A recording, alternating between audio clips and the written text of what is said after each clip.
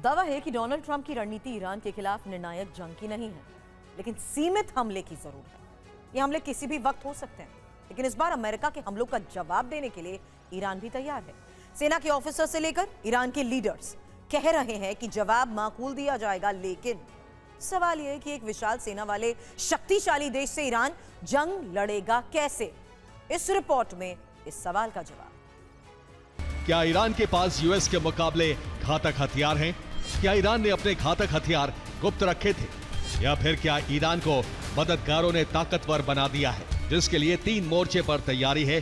पहला है आसमानी हमलों से बचाव और पलटवार, दूसरा है समंदर के खतरे से बचाव और हमला, और तीसरा है जमीनी हमले होने से पहले सीमा सील। UEM जयपुर एक आदर्श लक्ष्य है। भावी छात्रों के लिए अच्छी नौकरी, भविष्य के लिए तैयार कौशल के साथ अच्छी शिक्षा।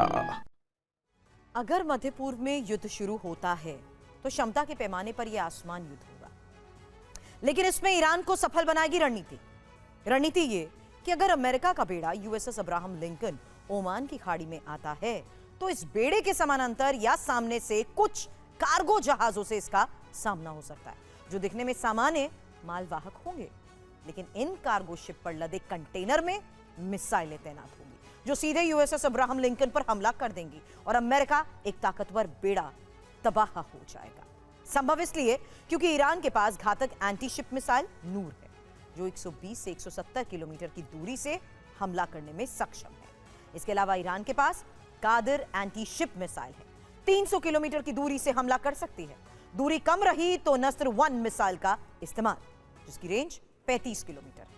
अगर यह बेड़ा कार्गो शिप के करीब तक पहुंचता है तो फिर कुबसा एंटी शिप मिसाइल से ही ईरान का काम चल जाएगा, जिसकी रेंज है 15 से 20 किलोमीटर।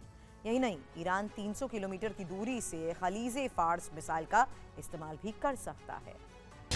ईरान के लिए जमीनी मोर्चों पर 2 संकट है, सीधे आवाम पर हमला होने पर आवाम की सुरक्षा, और दूसरा विद्रोहियों के जरिए घर के अंदर हमले से निपटना। समुद्र के मोर्चे पर ईरान के लिए सबसे सटीक रणनीतिक हथियार है स्मार्ट नेवल माइंस। समुद्र में 10 से 50 मीटर तक गहराई में फिट है। माइंस सोनिक मैग्नेटिक क्षमता वाली है, जो आवाज की तरंगों से सक्रिय हो जाती है और लक्ष्य की तरफ खींचती चली जाती है। हैरान करने वाली बात यह है कि ईरान की ये 350 किलोग्राम विस्फोटक वाली माइंस एक बड़े जहाज को भी तबाह कर सकती है। ट्रैप के दूसरे मोर्चे पर ईरान की फास्ट अटैक बोट्स भी सक्रिय हैं, जो 2 प्रकार की हैं, मैनुआ और ड्रू। दोनों ही बोट्स की स्पीड 85 से 130 किलोमीटर प्रति घंटा। तट से मिसाइल हमला।